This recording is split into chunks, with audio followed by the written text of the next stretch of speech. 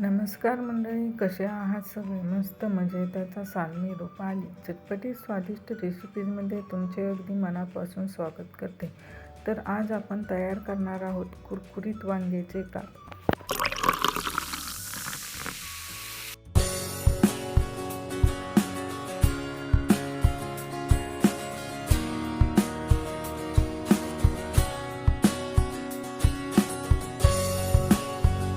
त्यासाठी इथे मी लाल मिरची पावडर, गरम मसाला, धनेपूड, हळदीपूड, चवीपुरते मीठ आणि चाट मसाला घेतला आहे. चाट मसाल्याने हे काप एकदम चटपटीत असे तयार होतात.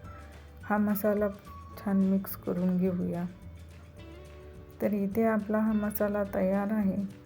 काप कट करण्या अगोदर हा मसाला तयार करून घ्यायचा आहे. आता मीडियम साईजचा रवा घेतला आहे. हा रवा आपल्याला काप कोट करण्यासाठी लागणार आहे. इथे मी भरताचे वांगे घेतले आहे. वांगे स्वच्छ धुवून घेतले आहे. असे टणक ताजे वांगे घ्यायचे आहे आणि याचे साईजला मोठे मोठे असे काप करून घेऊया. इथे मी काप तयार करून घेत आहे. तोपर्यंत तुम्ही चटपटीत स्वादिष्ट रेसिपीज या यूट्यूब चॅनलला सबस्क्राईब करा आणि शेजारील बेल आयकॉनही क्लिक करा, जेणेकरून मी जे नवनवीन व्हिडिओ अपलोड करते ना, त्याचे नोटिफिकेशन तुम्हाला सर्वात आधी मिळून जाईल. चला तर मग इथे आपले काप हे तयार आहेत. तुम्ही पाहू शकता, खूप सुंदर दिसत आहेत हे काप. हे पहा, एवढ्या साईजचे मी हे काप कट करून घेतले आहेत. आता कापला वरून मीठ चोळून घेऊया, म्हणजे कापला छान पाणी सुटेल आणि मसाल्याची कोटिंग छान येईल. इथे पूर्ण कापला मी दोन्ही साईडने मीठ चोळून घेतले आहे. आता वरून मसाला असा कोट करून घेऊया.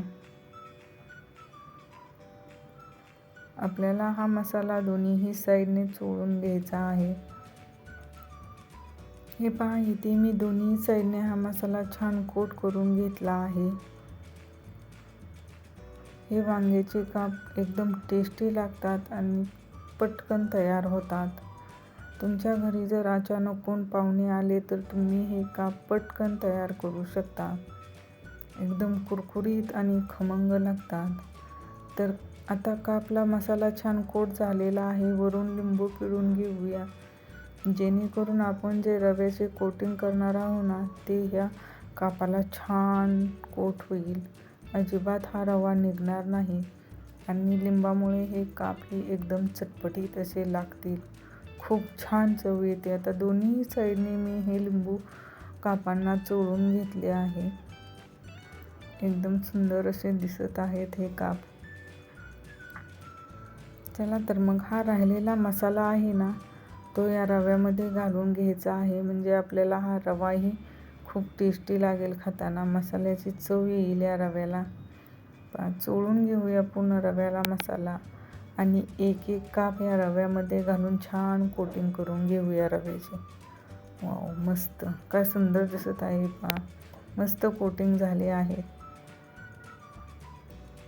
अशा प्रकारे सर्व काप मी असे कोटिंग करून घेते. एकीकडे काप कोट करून घेत होते तोपर्यंत मी गॅसवरती तेलही गरम करून घेतले आहे. एका पॅनमध्ये आपल्याला जास्त तेल घ्यायचे नाही, हे फ्राय करून घ्यायचे आहेत कापना. त्यामुळे हे पहा, अगदी थोडे तेल घेतले आहे. तेलही छान गरम झाले आहे. गॅस मिडियम ठेवूया आणि एक एक करून हे काप आहेत ना, तेलामध्ये सोडून घेऊया. काप तेलामध्ये सोडल्यानंतर लगेचच असे हलवायचे नाहीत किंवा पलटायचे नाहीत. तसे जर केले तर याला रव्याचे कोटिंग लावले आहे ना, ते निघेल. खालच्या साईडने 2 ते 3 मिनिटे हे काप छान फ्राय होऊ द्यायचे आहेत आणि नंतरच पलटी मारायचे आहे. हे पहा, वरच्या साईडनेही मी थोडे तेल सोडले आहे.